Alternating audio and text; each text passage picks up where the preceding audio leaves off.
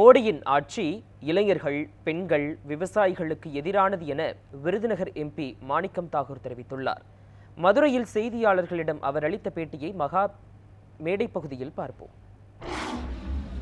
India கூட்டணி தொடர்ந்து பலமான கூட்டணியாக இருக்கிறது. இந்தியா கூட்டணி 300 இடங்களுக்கு மேல் வெற்றி பெறும் என்பதில் எந்த ஒரு சந்தேகமும் இல்லை. மோடியினுடைய ஆட்சி விவசாயிகளுக்கு எதிரான ஆட்சி, இளைஞர்களுக்கு எதிரான ஆட்சி, பெண்களுக்கு எதிரான ஆட்சி என்ற இது உறுதியாகிவிட்ட நிலையிலே விவசாய போராட்டம் டெல்லியிலே மிகப்பெரிய அளவிலே வெடித்திருக்கிறது. இந்த நிலையிலே ஆட்சிக்கு இந்தியா கூட்டணி வருவது உறுதியாகிவிட்டது. மதத்தை இழுப்பது பாரதிய ஜனதா கட்சிக்காரர்களுக்கு பழக்கம்.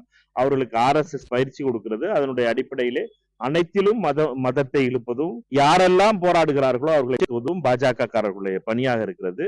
அதற்கு ஏற்றாற்போல் டெல்லி ஊடகங்களும் இதை பெரிதுபடுத்த, இல்லாத பொய்களை பெரிதாக பேச விரும்புகிறார்கள். இது கண்டிக்கத்தக்கது. இது உண்மையான விவசாயிகள் நடத்துகின்ற போராட்டம். அண்ணாமலை உண்மையை தவிர வேற எதுவுமே சொல்ல மாட்டாரு.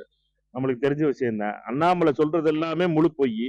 அதையும் பூசணிக்கா மாதிரி மறைக்கிறதுக்கு முயற்சி செய்யறதா ரொம்ப கொடுமையான விஷயம். அண்ணாமலை அவர்கள் சொல்வதை நீங்க சீரியஸா எடுத்துக்கிற வேண்டியதில்லை. அவர் ஆளுநருக்கும் முதல்வருக்கும் வித்தியாசம் தெரியாம பேசினவர். அவரை பொறுத்த மட்டும் அவர் தொடர்ந்து எதையாவது பேசி பத்திரிகையாளர்களை இழிவாக பேசுவதும், முன்னுக்கு பின் முரணாக பேசுவதும் அவருடைய பழக்கம். அவருக்கு பயிற்சி RSS அளித்திருக்கிறது.